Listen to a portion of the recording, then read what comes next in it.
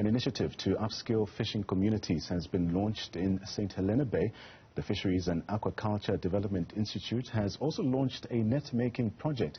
That's the Fadi project's head, Sualiman, Appoles, who's the project head, says the project was part of the Alternative for Livelihood programs, which sought to create additional sources of income for coastal communities fighting the impacts of unemployment.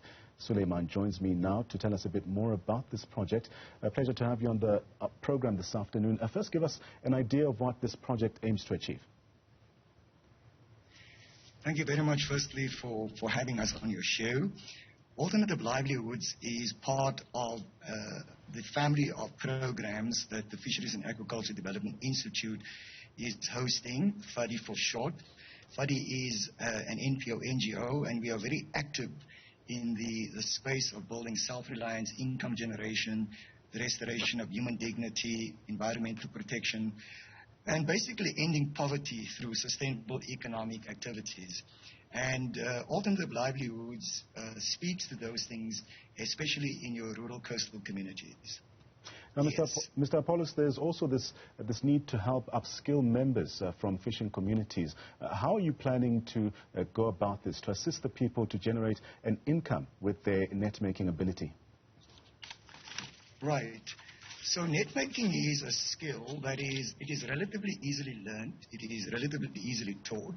It requires very low levels of technology application, meaning like you don't have to have too much money to start a net-making operation. So it is ideally for persons who are unemployed or underemployed that are interested in earning an income from attending a training. And yes, the turnaround time from having completed the training to income generation is quite quick. So I think that is part of our commitment to find what we call low-hanging fruit opportunities, opportunities that in fact fit with the income generation and quite quickly. Speak to us because about... one of the big problems that we had... My apologies, you can continue. Yeah, because one of the big problems that we have in the South African context is that we train, and we train with no uptake. Persons go attend training, but they do not land a job, or they are not able to generate an income on their own. So we can't train our way out of socioeconomic problems. Training must lead to somewhere. Alternative livelihoods, we guarantee that once you attend the training, you'll be able to use a skill which you can convert to an income-generating opportunity, and quite quickly too. Yeah. Speak to us a bit about what happened at the launch. Well, the launch was attended by a number of dignitaries, including the South African Fisheries Fund, the Helena Bay IDZ, Helena Bay Municipality, and a host of others. I think the main message that transpired at the launch was that ordinary people can do it for themselves, and things need not be so hard or so difficult. Things can in fact be made much easier if people are given access to opportunity, and that is essentially what happened at the launch.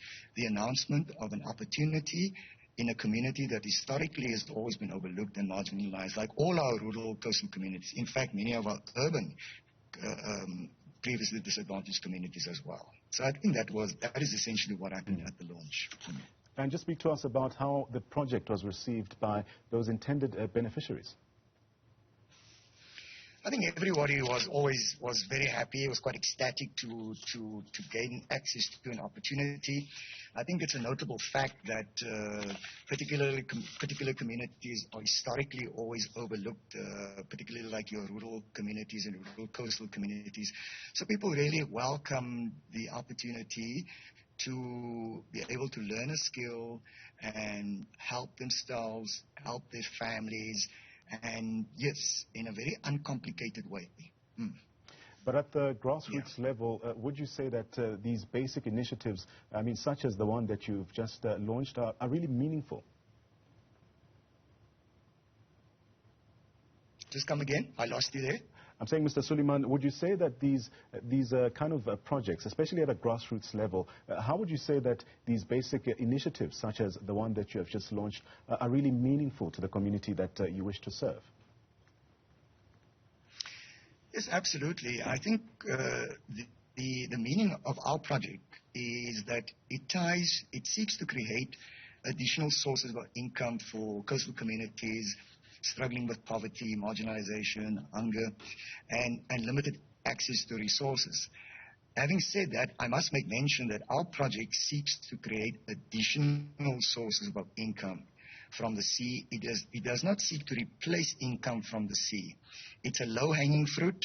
It is a skill that unemployed and underemployed persons can use to help keep food on the table.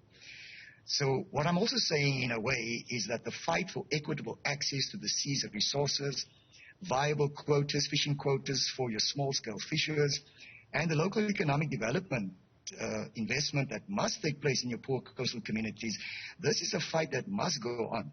So our business really is in how do we keep food on the table while the greatest struggle continues.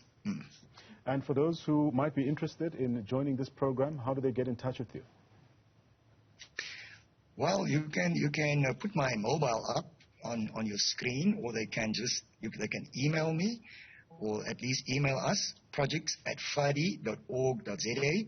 Yes, certainly, we would be interested in having a communication or a chat with others who are also interested in joining the project. Well, thank you very much for your time. That was the Fisheries and Aquaculture Development Institute head. That's Mr. Sualiman Appoles.